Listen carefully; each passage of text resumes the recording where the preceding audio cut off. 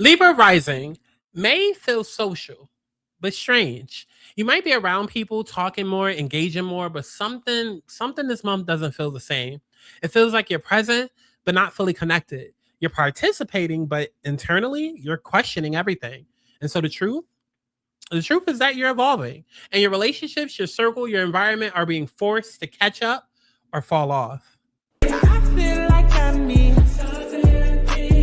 You tried to fight, but you can't escape me. My brain is racing for sanity. My heart is racing for clarity.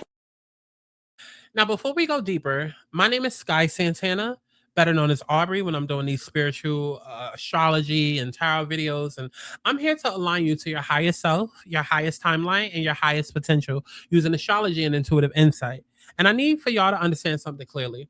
This reading is based on your rising sign because your rising sign determines your houses. And that's how these transits actually show up in your life. So this is going to be most accurate for my Libra risings. If you're watching or listening for your sun or moon, you can still watch. Just know it's not going to hit as specifically as your rising. And this reading is general. But if you want your personal chart, your specific timing, your exact situation, then book a reading on thealigningsouls.com because that's where we're going to get into you. So kicking off the month on May 1st, full moon in Scorpio in the second house. So the month opens with your value being checked. This full moon hits your second house of money, self-worth, and what you tolerate. And something becomes very, very clear.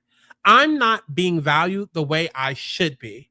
Now, this could show up as money not matching your effort. This could be feeling undervalued in a situation. This could be realizing you've been settling for less. And it doesn't feel good because Libra risings, you give, you show up, you try to keep things balanced. But now you're realizing the money and the balance has not been equal. And that hits your confidence, your sense of worth. Now, on May 2nd, Mercury is going to enter Taurus, your eighth house. So after that realization, you go deeper because now Mercury moves into your eighth house, right? You're now not just looking at surface value, but you're looking at emotional attachment, shared resources, power dynamics. And then you start asking, why do I stay in situations where I feel undervalued? Why do I give so much and expect so little?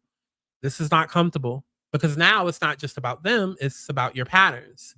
Now on May 6th, then your love life starts feeling different, right? Because we have Pluto going retrograde in your fifth house. And now you're seeing romantic patterns, emotional habits, attention dynamics. You might realize that you've been chasing validation. Maybe you've been attracting the same type of people. Maybe you've been repeating emotional cycles. And this hits your heart because now it's like, wait, I've been doing this to myself.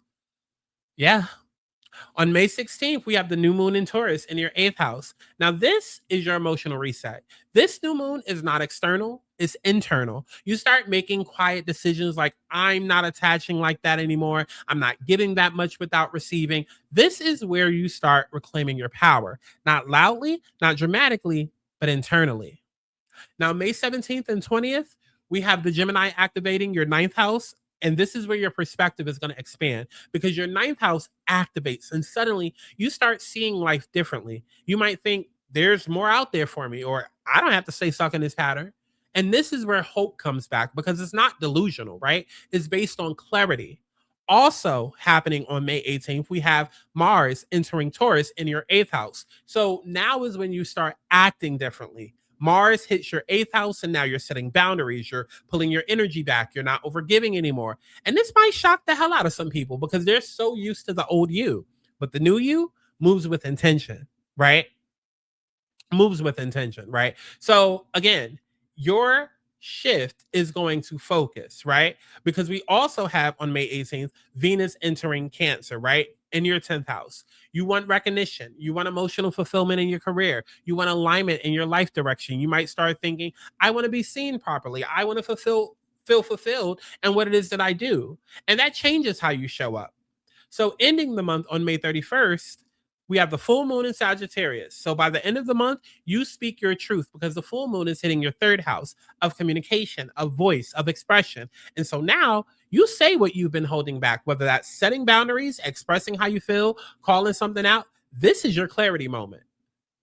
So here's the message that I have for you, right? The final message. And it's one word: Community. Libra rising, this is your entire lesson. You're being asked, who do you belong with now?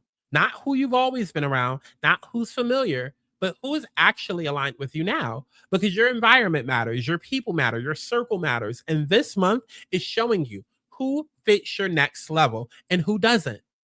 So listen, if you've been listening to this and you're like, yeah, this is hitting, but I still don't know what to do next, this is because this is general. This is for all Libra risings, but your life, your chart, your timing, your decisions, baby, that's specific. So if you're serious about choosing the right people, aligning your life, and actually moving forward, then book your reading on thealigningsouls.com, because at some point, you got to stop staying where you're comfortable, okay? And you got to start aligning with where you actually belong. Get on your shit before shit gets on you. Tell me what you